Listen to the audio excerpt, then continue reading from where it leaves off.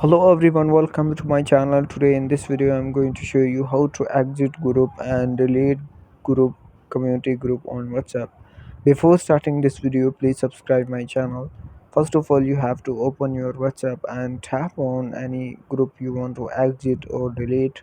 For example, this is a group I want to exit from this group. Now you have to click on this group and tap on top right three dots. Here you can see option top right three dots. You have to click on this top right three dots. After that you have to click on this exit group. Now here you have to click on three dots. Now here you will see option top exit group. You have to click on simply this exit group. Now again click on OK exit. In this way you can exit community group on WhatsApp. Now here I'm going to show you how to delete this group. This is very quick and easy. First of all, you have to tap on this group and hold few seconds. After that, here you will see delete icon at the top your WhatsApp. You have to click on this.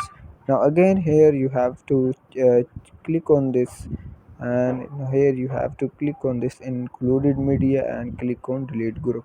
In this way you can delete group on WhatsApp. Thanks for watching this video.